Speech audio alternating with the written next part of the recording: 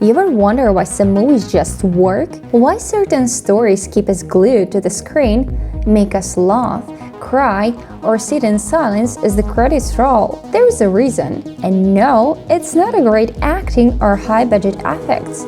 It's structure. Hey, I'm Karina, and we, as people, all love a well-told story. In this episode, we're diving into the timeless bones of cinema, the invisible scaffolding that supports almost every film you've ever loved. We're talking about the classical narrative structure, the foundation of storytelling in film.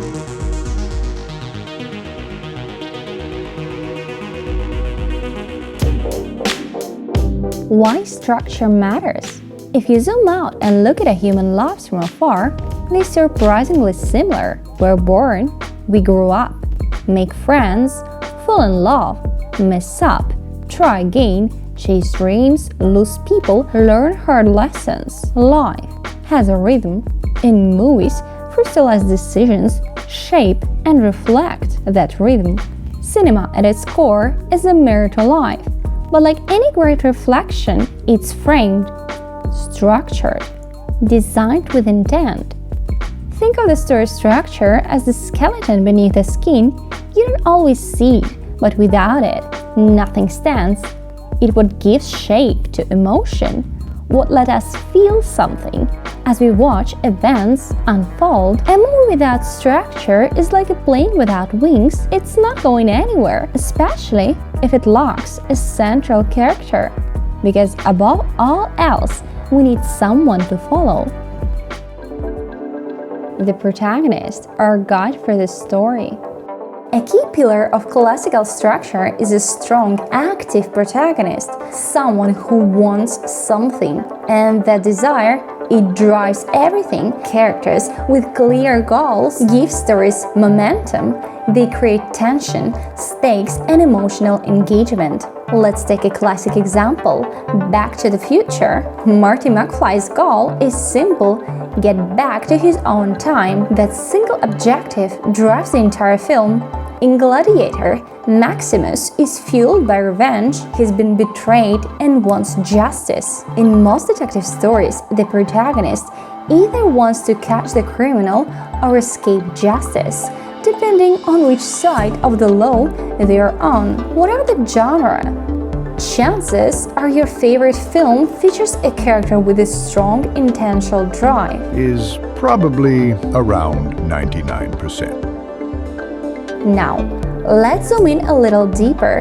Take Kramer vs. Kramer, for example. At the start, Dustin Hoffman's character is focused on his career, securing a big contract at work. But when his wife leaves, everything changes. Suddenly, he's not a corporate man, he's a single father. His new goal becomes redefending his own life, putting his son first. But the second half of the film, his objective evolves again, winning custody in court. Throughout the story, he remains active, always moving forward, adapting, making choices, taking risks. And it's that activity, that desire of this character that keeps us, viewers, interested. Conflict, the engine of drama. But the goal on its own isn't enough. What makes a story interesting is what stands in the way. Conflict. In classical storytelling, the central conflict is almost always external. It pits a protagonist against someone or something blocking their path.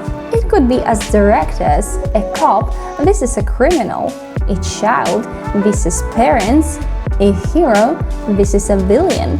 But conflict can also be more abstract. In survival films like The Day After Tomorrow, Everest, or Castaway, the characters battle the forces of nature itself, and sometimes the antagonist is society, injustice, or even time.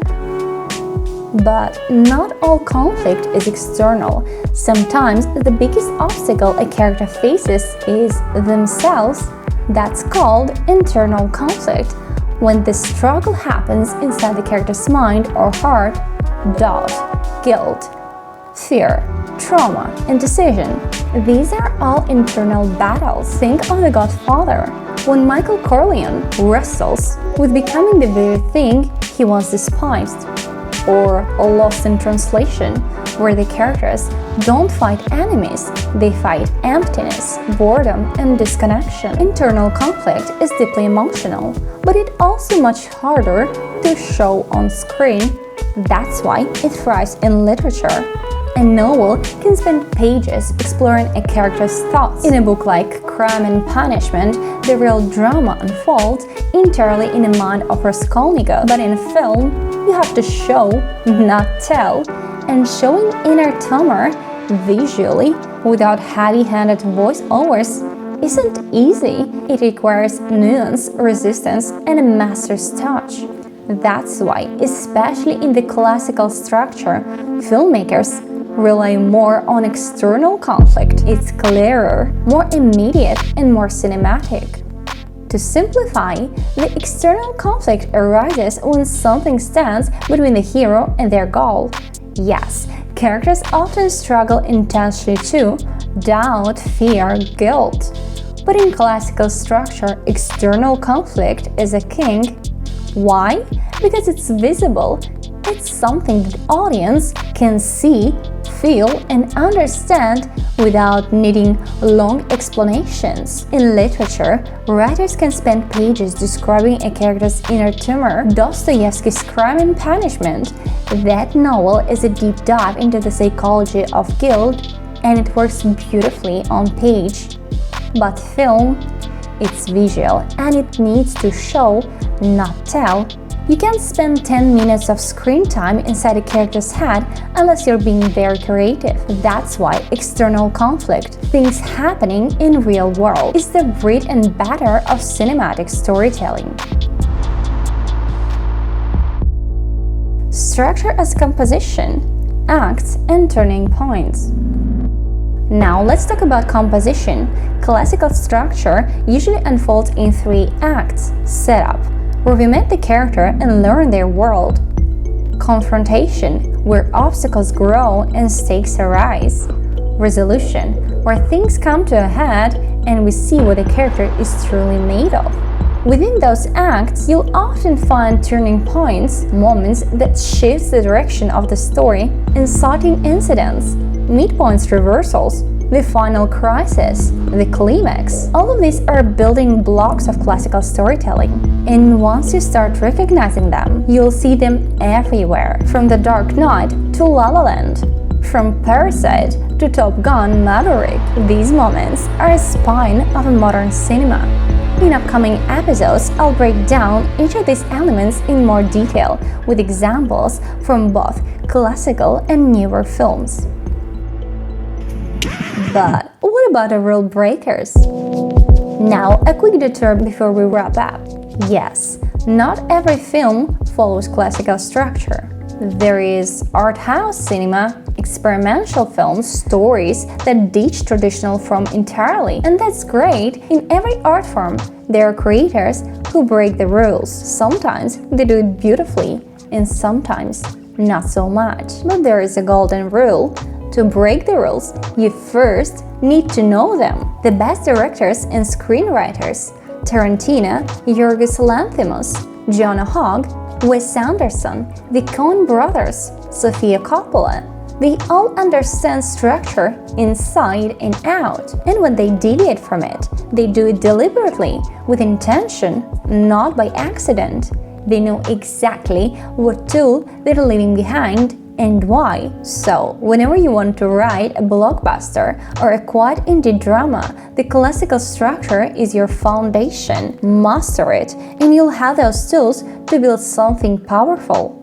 Then, and only then, you can decide if you want to break it. In the next episode, we'll dive deeper into 3-act structure, what makes each act work, how they connect, and how they've evolved over decades. If you found this interesting, let me know in the comments what's a movie you love that follows classical structure perfectly, or maybe one that completely breaks it, but still works. Keep watching with your eyes wide open. It was Karina with you. Bye!